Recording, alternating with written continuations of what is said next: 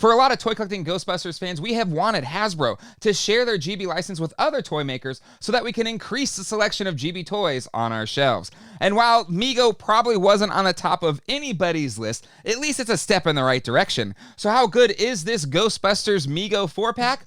Well, I'll try to unbox and share my thoughts to answer that on this episode of Geek Dad Life.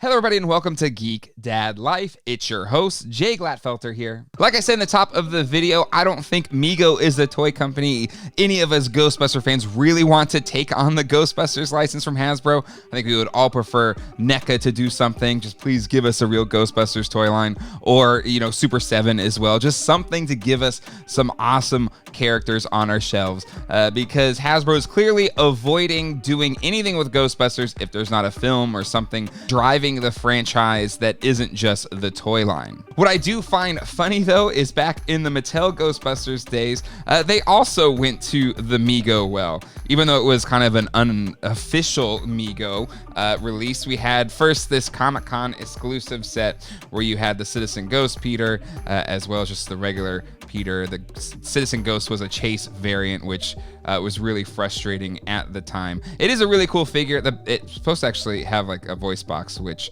clearly the battery has died 12 years later. But my problem with all of those Mattel Megos is the legs just got super wobbly. But it was a fun line, but still, I don't know what it is about Ghostbusters and toy companies thinking Mego's a great, toy line, or at least a great adaptation, because Mego was already dead, already done by 1984. So, but still, it was a fun line. I'm glad I have them, even though I got to figure out how to tighten up the legs. They're all wobbly now. I literally took them out of storage for the first time in at least a decade, but my Sam Hain's the worst. He is totally floppy.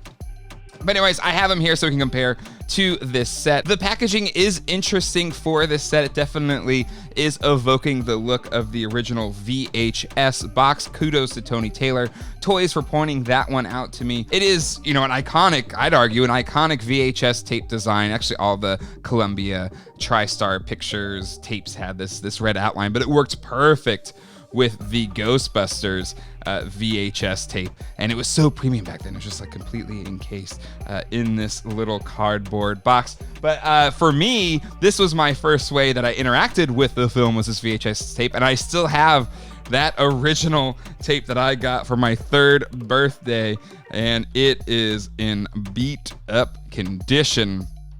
But this is it. This is the tape that I fell in love with this franchise, and everything that has come since is from this original VHS tape. So I'm so pumped that I still have it, and it still plays. This one still plays, even though this much nicer condition one plays a little bit better. But still, I love that this box evokes that look. It's a classic, iconic look.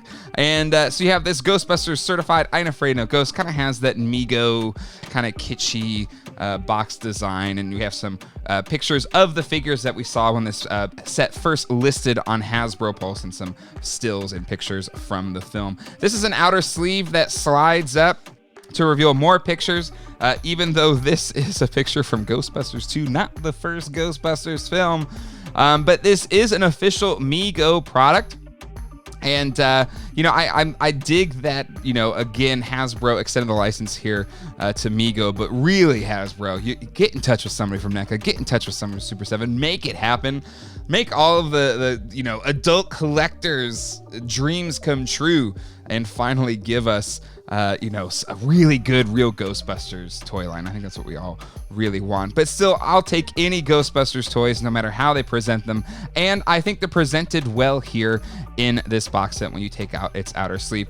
There is no plastic covering up, so even though I don't think it says anywhere, it's set up very much like a plastic-free package, which I am totally okay with here. I love that we still have a way to see these figures, and it looks like a pretty easy way to get them out of the box. So let's take these things out and see how they look.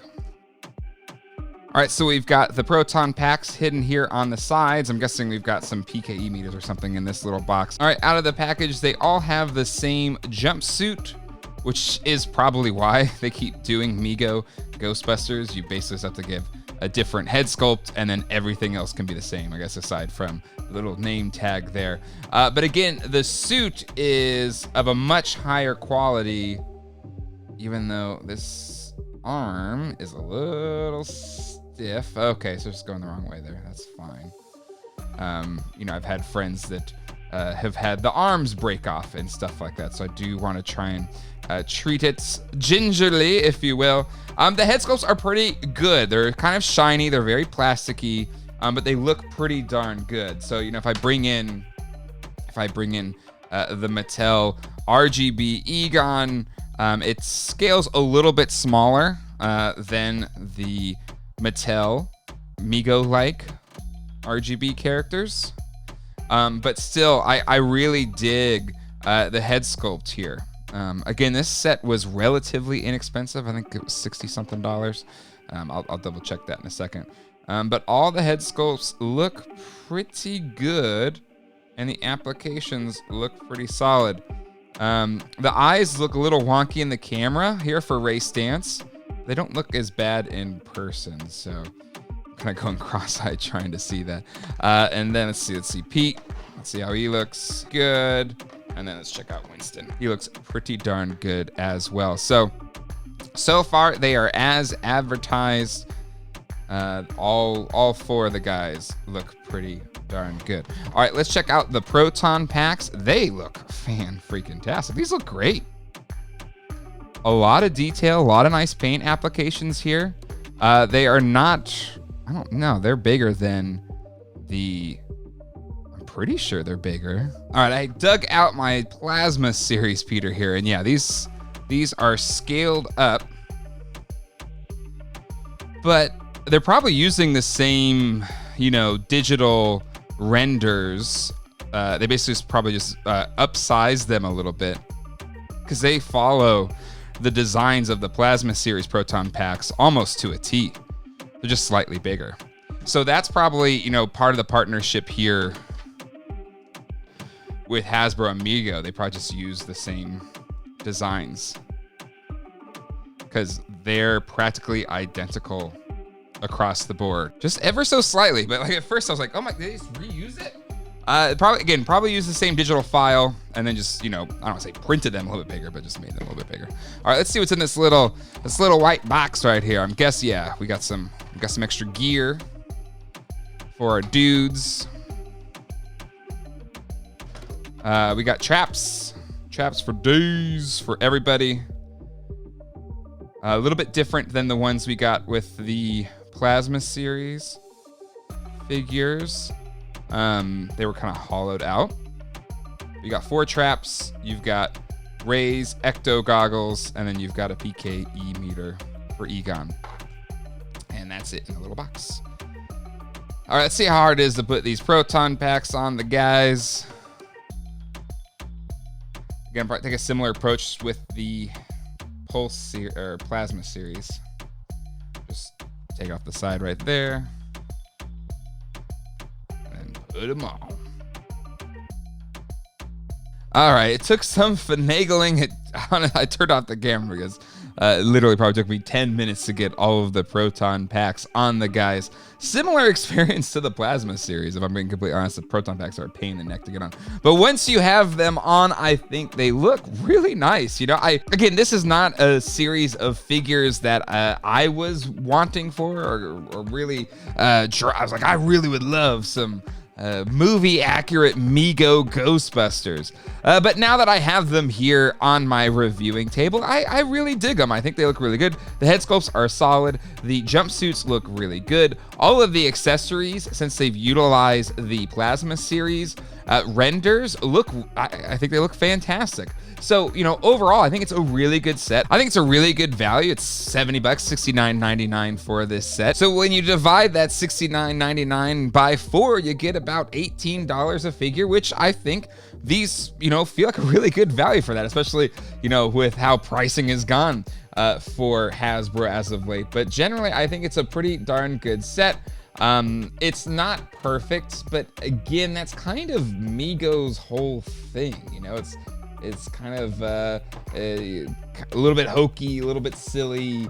And, you know, within those confines, I think these are some of the best Mego figures that have been released recently, mainly because I believe with the partnership with Hasbro here, you got some good head sculpts they probably already used, and they already had all of the proton packs and stuff like that. So really, Mego didn't have to do much here other than give them the, you know, body types to use. Notice some minor gripes. The handles on the Ghost Trap are super tiny. So if you want your Ghostbusters to hold them, it doesn't really work all that well. You can kind of get to like hold there a little bit, but look how tiny that is compared to their hands. So, you know, that's not gonna work too well. My other critique is just the way the hands are sculpted. If you have your Ghostbuster trying to hold the proton back, like they would in the movie, it gets all warped and out of shape. So those are two minor gripes. Again, I don't necessarily have to have them, you know, holding the Neutrona wands anyway, but it's just something to be aware of.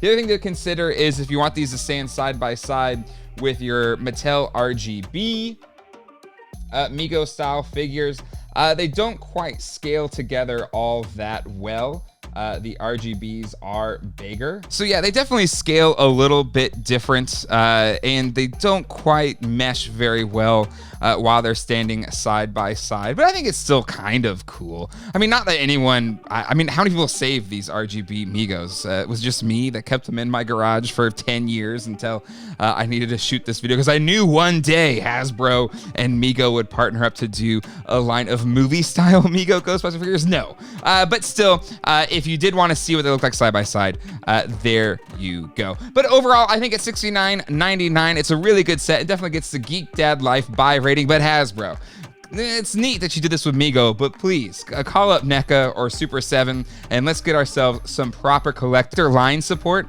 for the Ghostbusters license. I'd like to thank the people that make this show possible, my patrons. You can find a full list of them right here. If you'd like to help this channel grow, become a patron today at patreon.com/geekdadlife. If you've enjoyed this video and want to watch more, check out this video. And until next time, hasta luego and goodbye.